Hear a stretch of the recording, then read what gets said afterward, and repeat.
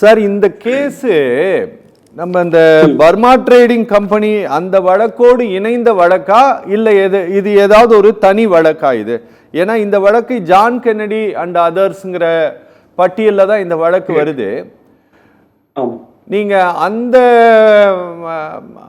மாஞ்சோலை விவகாரத்தோடு இணைந்து இந்த வழக்கு எடுத்துக்கொள்ளப்பட்டதா இல்லை இது எப்படி இந்த கேஸ் வந்தது? இது மாஞ்சோலை கேஸ் அப்படிங்கிறது சரி, BBTC Bombay Burma trading corporation சரி, அதற்கும் வனத்துறைக்கும் அந்த வெர்சஸ் வனத்துறை சரி, அவங்க ரெண்டு பேருக்கு இடையில் நடந்த வழக்கு. அந்த வழக்கு முடிவடைந்து அந்த நிலத்தையே மாஞ்சோலை எஸ்டேட்டையே என்ன செய்யறாங்க தமிழ்நாடு அரசாங்கம் வனத்துறையிட்ட ஒப்படைச்சாச்சு. புரியுது. அது வேற சப்ஜெக்ட். சரி, இது மேகமலையில் இருக்கக்கூடிய ஆக்கிரமிப்புகளை அகற்ற வேண்டும் என்பதற்காக கிட்டத்தட்ட ஒரு 6-7 ஆண்டுகளாகவே மூவ்மெண்ட் இருக்கு. சரி, வனத்துறையினுடைய நெருக்கடி ஒரு பக்கம், இன்னொரு பக்கத்துல தனியார் முதலாளிகள் என்ன செய்தாங்க, வனத்துறை நெருக்கடி கொடுக்கணும் பார்க்கல. சரி, மேல போய் ரிசார்ட் கட்டுறது, அந்த அந்த பகுதியில என்னவெல்லாம் இன்னும் சொல்ல போனா மேகமலையில கேந்திர முக்கியத்துவம் வாய்ந்த மேகமலையில ஒரு எக்கோ டூரிசத்தையே நிர்மாணிப்பதற்கு ஒரு டீம் அங்க வேலை பார்த்துச்சு. நாம் நினைப்பது போல மேகமலை இல்லை, நாம் நினைப்பது போல வெள்ளிமலை இல்லை. ஆக்கிரமிப்பாளர்களும் என்ன செய்ய, உண்மையான ஆக்கிரமிப்பாளர்கள் நான் சொல்றது பெருமுதலாளிகளை சொல்றேன், விவசாயிகளை சொல்லல. இது ஒரு சிறு கூட்டம். இவர்கள் என்ன செய்கிறார்கள், காலங்காலமாக ஏதாவது ஒரு இடம் கிடைக்குமா, அண்டி பிழைப்பதற்கு ஒரு இடம் கிடைக்குமா என்று சொல்லி விவசாயிகள் என்ன செய்யறான், ஏதோ ஒரு இடம் கிடைச்சா உட்கார்ந்துக்கிறான். அவன் அதை என்ன செய்யறது இல்ல, முதலீடு ஆக்குவது இல்லை, அவனுடைய வாழ்வாதாரத்திற்காக அந்த நிலத்தை பயன்படுத்த. வனத்துறை என்ன செஞ்சிருக்கலாம், டைகர் ரிசர்வுக்குள்ள கோர்சோனுக்குள்ள இருக்கக்கூடிய ஆக்கிரமிப்பாளர்களை பட்டியல் போட்டு கொடுத்திருக்கலாம். இதை விடுத்து ஒட்டுமொத்தமாக பிளேன்ஸ்ல இருக்கக்கூடிய மக்களை, அதான் விஷயம். நாம் என்ன கேட்கிறோம், 2006 வனச்சட்டம் என்று ஒரு சட்டம் இருக்கிறது. அந்த சட்டத்தை இந்திய வனத்துறை ஃபாலோ பண்றதா இல்லையா? நீ ஆக்கிரமிப்பாளர் என்ன செய்யறான், முதலீடு செய்கிறான், கோடிக்கணக்கில் முதலீடு செய்கிறான், அவனையும் வாழ்வாதாரத்திற்காக ஒரு ஏக்கரை பிடிச்சு அங்க உட்கார்ந்து ஒரு விவசாயம் பண்றான். நான் சொல்றது பப்பர் சோன், நாட் கோர்சோன், பாதுகாக்கப்பட்ட பகுதிக்குள்ள நான் போகவே மாட்டேன், போக மாட்டேன். நீங்க கீழே இருக்கக்கூடிய வாலிப்பாறையில நீ கை வைக்கிறது, தும்மக்குண்டுல கை வைக்கிறது, முறுக்கோடையில கை வைக்கிறது, மயிலாடுமறையில கை வைக்கிறது, காமங்கல்ல, கோம்பத்தூர்ல, குமணத்தூர்ல கை வைக்கிறத வனத்துறை நிறுத்த வேண்டும் அப்படிங்கிறத எங்களுடைய ஆய்வு. நாங்க தெளிவா டைகர் ரிசர்வ் என்று வரையறுக்கப்பட்ட பகுதிக்குள்ள இருக்கக்கூடிய ஆக்கிரமிப்பாளர்களை நீங்க கணக்கெடுங்க, நீங்க சொல்லுங்க. நீங்க பொதுவா வனத்துறை 1595 பேருக்கு நோட்டீஸ் கொடுத்துட்டு நான் 5000 ஹெக்டேர் ஆக்கிரமிச்சு வச்சிருக்கேன் சொல்றது தவறு. ஆளை சொல்லு, ஊரை சொல்லு, வனத்துறை ஊரை சொல்லு, ஆளை சொல்லு. நீ சொல்லாம பொதுவாக 1595 பேருக்கு நோட்டீஸை கொடுத்துட்டு ஆக்கிரமிப்பாளர் 5000 பேர் இருக்கிறான் அப்படின்னு சொல்வதே முதலில் தவறு. கூடுதலாக சென்ட்ரல் எம்பவர்டு கமிட்டி வந்துச்சு, பார்த்தாங்க, ரைட், ஆக்கிரமிப்பாளர்களை அடையாளம் பண்ணி நீங்கள் பட்டியலிட்டு இருக்க வேண்டும். நான் எம்பவர்டு கமிட்டி என்ன செஞ்சான், ஒட்டுமொத்தமாக இத்தனை பேர் இருப்பாங்கன்னு கொடுத்தான். தேனி மாவட்ட கலெக்டர் அதை வழிமொழிந்து இருக்கிறார். அதுவே தவறு, தவறு, தவறு. இல்ல இப்போ எனக்கு ஒரு விஷயம் சொல்லுங்க. அதாவது இந்த கோர்ட் ஆர்டர்ல 24வது பக்கத்துல Kandamanur range, Meghamalai range, Varusanadu, Chinnamanur range என்று தனித்தனியாக என்க்ரோச்சர்ஸ்னுடைய பட்டியல் கொடுத்துருக்கிறாங்க. சரியா? இதுல ரொம்ப அதிகமாக இருக்கிறது பாத்தீங்கன்னா வருசநாடு ரேஞ்சில தான் இவங்க இருக்கிறது. ஆமா, அடர்ந்த வனப்பகுதிக்குள் இருக்கிறாங்களா இல்ல இவங்க எங்க இருக்கிறாங்க ஆக்கிரமிப்பாளர்கள்? இவங்க வருசநாடு நீங்க எடுத்துக்கிட்டீங்கன்னா அடர்ந்த வனப்பகுதி கிடையாது, அது சமவெளிதான். சரி, நீங்க வைகை தரையிறங்கக்கூடிய வாலிப்பாறையிலிருந்தே சமவெளி ஆரம்பிச்சிடும். சரி, நீங்க கண்டமனூர் ரேஞ்சுக்கு போனீங்கன்னா நீங்க அந்த ரிசர்வ் ஃபாரஸ்ட் எட்ஜில இருந்து, அதாவது வருசநாட்டுல இருந்து கண்டமனூருக்கு நீங்க 14 கிலோமீட்டர் போகணும். சரி, அது வனப்பகுதியே அல்ல. கண்டமனூர் ரேஞ்சாக வச்சிருக்கிறாங்க. அதாவது வருசநாடு ஒரு ரேஞ்சு, மயிலாடுமறை ஒரு ரேஞ்சு, கடமலைக்குண்டு ஒரு ரேஞ்சு, சின்னமனூர் ஒரு ரேஞ்சு, கண்டமனூர், மேகமலை எல்லாம் தனித்தனி ரேஞ்சாக பிரிக்கப்பட்டிருக்கு. இதுல ஒரே ரேஞ்சு மேகமலை மட்டும்தான் வனப்பகுதி. மேகமலை மட்டும்தான் அடர் வனப்பகுதி, அடர்ந்த வனப்பகுதி, அடர்ந்த வனப்பகுதி. நீங்க அதை விட்டீங்கன்னா வருஷநாடு ரேஞ்சு பாத்தீங்கன்னா சமவெளியில தான் இருக்கு. கண்டமனூர் சமவெளியில இருக்கு, மயிலாடும்பாறை சமவெளியில இருக்கு, சின்னமனூர் ரேஞ்சு சமவெளியில இருக்கு. இந்த சின்னமனூர் ரேஞ்சு மேகமலையில கொஞ்சம் தூரம் வரைக்கும் வரும், மேகமலை ரேஞ்சுக்குள்ள மலைக்குள்ள போகும், அதுல கொஞ்சம் இருக்கு.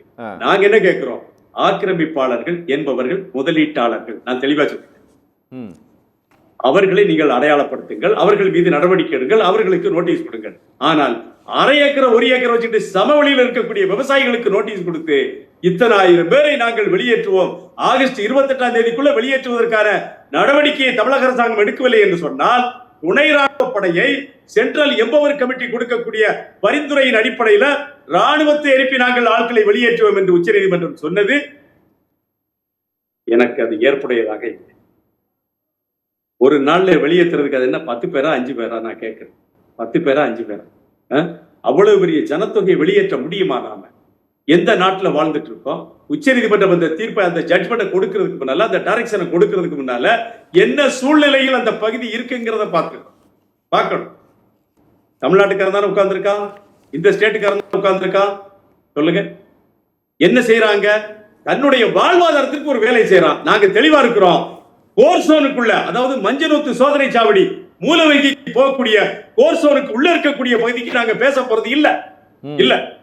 அதுபோல மேகமலைக்கு போகக்கூடிய வழியில தென்பழனி செக் போஸ்டுக்கு மேல நாங்க பேச மாட்டோம்.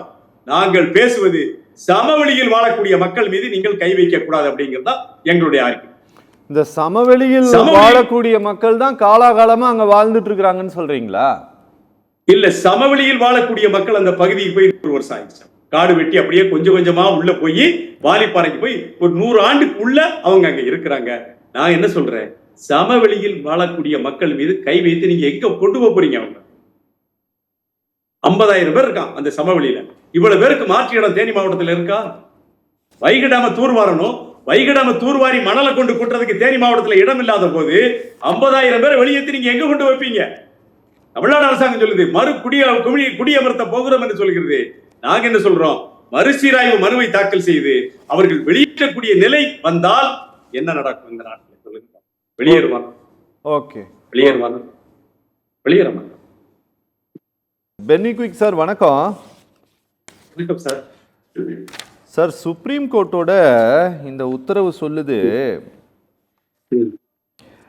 2017 இருந்து 2026 வரை இல்லீகல் கிராசிங், சட்டவிரோதமாக மாடுகளை மேய்ச்சலுக்கு கொண்டு போனது சம்பந்தமாக ஒரு 66 கேஸ் பதிவு செய்யப்பட்டிருக்கு. ஆனால் வனப்பகுதிகளை ஆக்கிரமித்திருக்கிறாங்க அப்படின்னு சொல்லிட்டு அந்த ஆக்கிரமிப்புகளை அகற்றணும் அப்படின்னு சொல்லிட்டு நாங்கள் எஸ்பிக்கு உத்தரவு போட்டிருக்கோம், எல்லாருக்கும் உத்தரவு போட்டிருக்கோம்.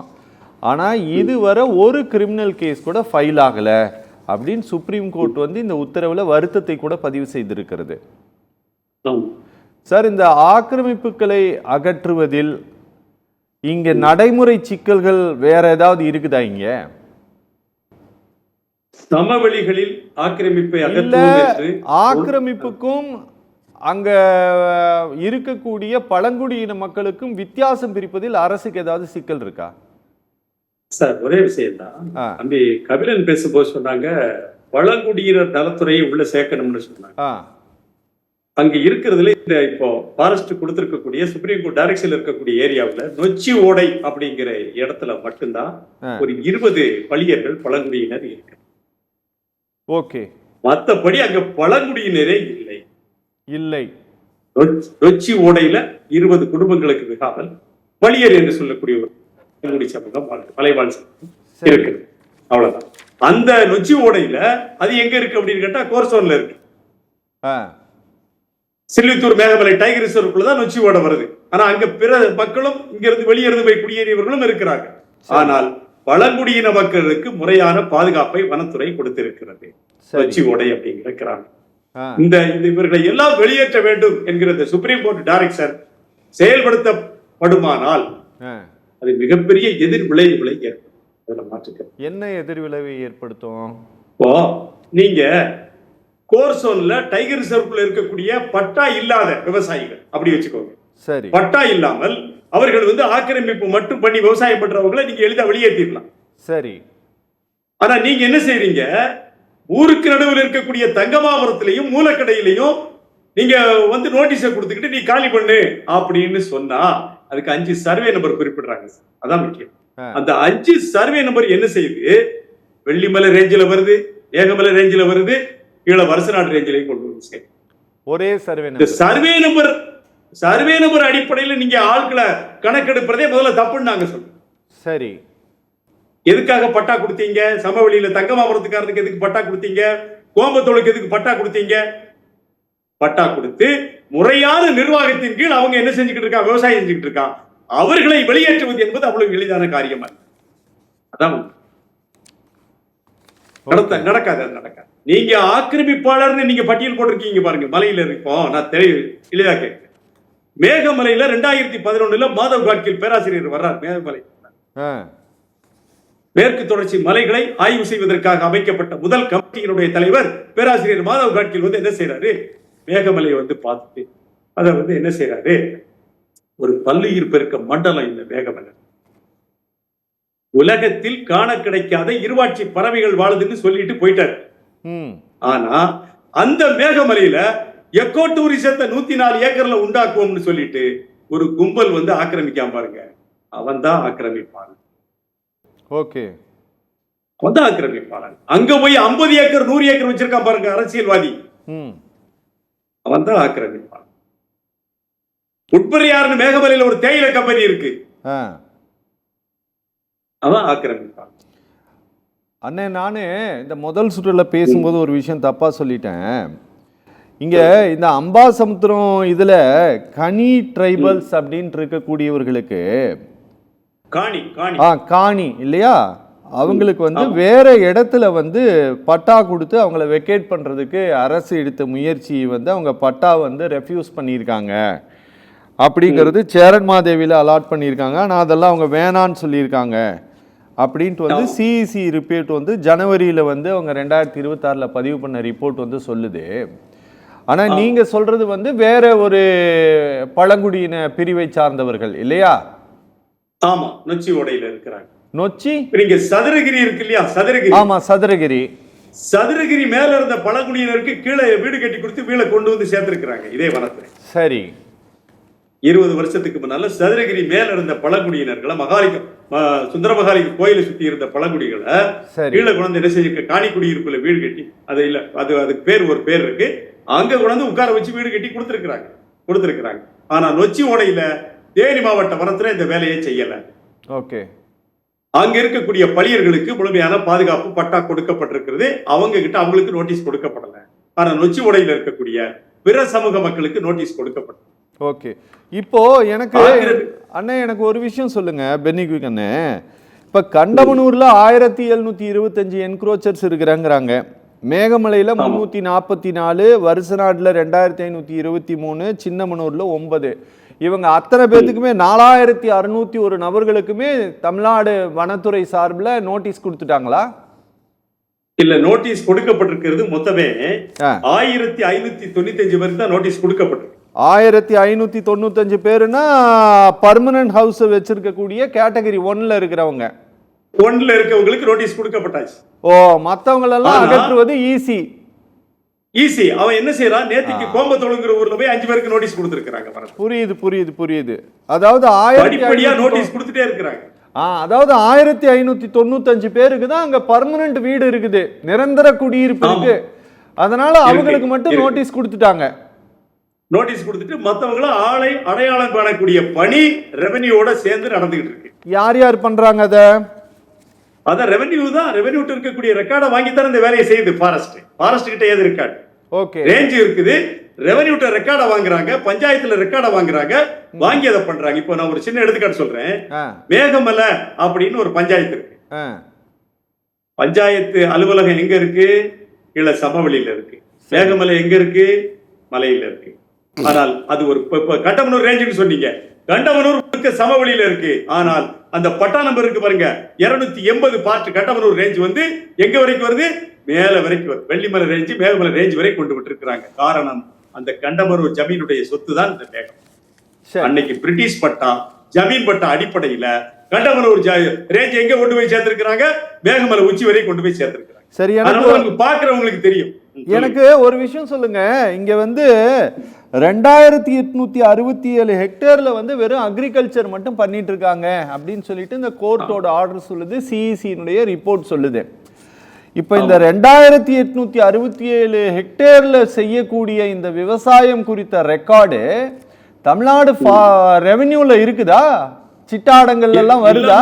ரெக்கார்ட் ஆகுதா? இவங்க என்ன பயிர் பண்றாங்கங்கிறது ரெக்கார்ட் ஆகுது. ஆகுதா? ஆகுது, ரெக்கார்ட் ஆகுது. இல்லன்னா இவ்வளவு துல்லியமாக காமராஜர் நகர்ல பட்டா இல்லைன்னு சொல்ல மாட்டாங்கல்ல. ரேஞ்சுக்குள்ள இருக்கக்கூடிய வெள்ளிமலையில சொல்லுங்க. இவ்வளவு நிலத்துக்கு ரெக்கார்ட் ஆகுதா இங்க ரெவென்யூல? இவங்க வந்து இங்க அக்ரிகல்ச்சர் பண்ணிட்டு இருக்காங்கன்ட்டு எல்லாமே தெளிவா வச்சிருக்கு. இத ஃபாரஸ்டும் கொஞ்சம் கணக்கெடுத்தாங்க. கலாநிதினு சொல்லக்கூடிய ஒருத்தர் இருக்கும்போது, டெப்டி டைரக்டரா இருக்கும்போது இத தெளிவான கணக்கெடுப்புக்குள்ள கொண்டு வந்தாங்க. அப்போ இவங்க காப்பீடு பண்றாங்களா பயிருக்கு? அதெல்லாம் இல்ல, நடக்காது. ஆனால் இப்ப ஒரு எடுத்துக்காட்டுக்கு சொல்றேன். அரசரடின்னு ஒரு கிராமம் இருக்கு வெள்ளிமலை ரேஞ்சுக்குள்ள.